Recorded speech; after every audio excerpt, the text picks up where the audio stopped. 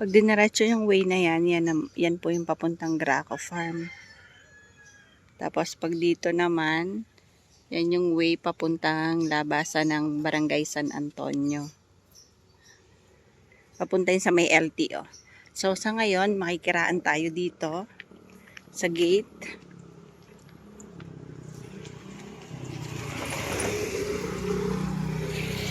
Ito po ay dalawa po yung ipinagbibili na property. Residential cut po parehas. Ito po yung isang property. Yan, ito po. Dalawang title po yan. Isa pong 69 square meter. Ito po yun. 296 square meter. Ito po yung boundaryhan. Yan, yung linya na yan. Itong straw. Kasi meron na pong bahay dito. So, ito pong 296 square meter. Ito po yan. Yan. Ayan po. Ito po yung boundary. Yun. Ayun yung muhon. Hanggang doon. So, hanggang dito siya. Ito po ay may mga nakatanim na fragras at yan po ay nabibili. Yan, nandito po yung muhon niya na isa. Yan. Tapos yan. So, ito pong 296, kasama pa po ito. Ito yung 69 square meters. Bali, 296 square meter plus 69 square meters. Yan po yung magiging daan. Ito, title property po. So, dalawang titulo. So, yan yung daan. Yung po kasing gate na pinasukan namin is yun po yung gate nitong bahay na ito. Ayan. Located po ito sa Barangay San Antonio, Pila, Laguna. Ito po ay 4,000 pesos per square meter. So, nandito naman ako sa loob ng 546 square meter. So, kung nakita nyo kanina, nandun ako sa labas ng bakod na yan. So, pinabakuran ito ng may-ari ng lupa. Ayan pong property na yan, sa may-ari po ng lupa yan. Ayan, kung makikita nyo mga kabahayan doon, yun po yung subdivision. And take note po, hindi po ito binabaha. Ang boundaryhan po, nandito po yung muhon. Ayan. Ito din po, yung may tali na straw.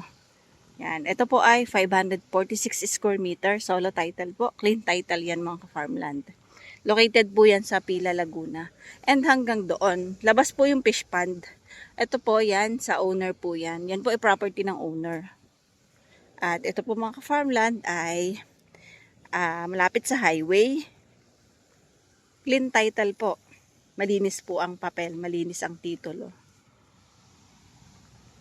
So, dalawa yung property na ipinagbibili dito. Yan. 546 square meter, 4,000 pesos per square meter. Malapit po sa LTO Pila, at saka po sa Wilcon, sa bayan ng Pila, Laguna, and dyan po sa may City Hardware. Yan po yung mga nakatanim. Yan po yung tinatawag na fragras. So, ito mga bagong tanim yan. Yan, oh. Dito sa area na ito, medyo makakapal na. So, pag nabili nyo tong property na ito, yun po yung magiging gate nyo na. Iba na yung gate.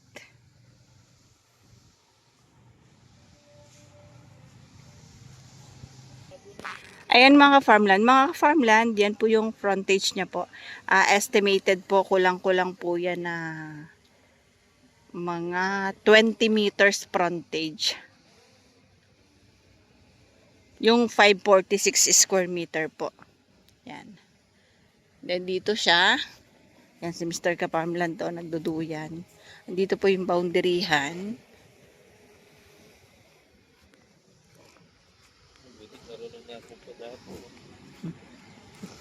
Kasalukuyan po dinodrone shot ito.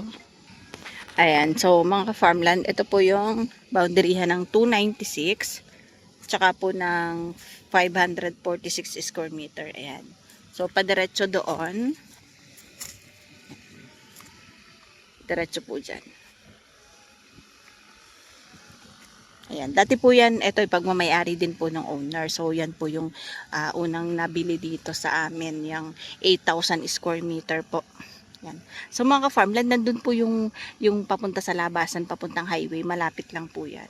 So, ito po ay not for sale, kumbaga kalapit lang po yan itong property na ipinagbibili. Ito po yung 546 square meter. Yan, ito po yung mohon. And katabi po yung fish pond. Ito. Kita nyo po yung tali. Yan. Yan po yung boundary. So, yan yung fish pond po ni Sir Jess, yung may-ari. And ayan, meron na po silang source ng tubig. Ito po. And may source po ng kuryente. So, malakas ang signal ng internet connection at ng cellphone. Hindi makapag-drone ng maganda kasi sobrang lakas ng hangin. Napakahangin as in. Yan, meron po mga halaman dyan. Naputol na nga lang po. Dati po kasi dito meron ditong rambutan. Nung bumagyo siguro na yan, natanggal. Ayan mga farmland. Ito po, inuulit ko po. 546 square meters po. Title property, solo title po. Along Barangay Road. May linya ng kuryente, may signal ng cellphone at internet connection, and may source po ng tubig. Ito po ay 20 meters frontage po. Ayan. Pwede na po dyan kayong gumawa ng gate pag po nabili nyo ang property na ito. Solo title po ito. Residential na po itong property.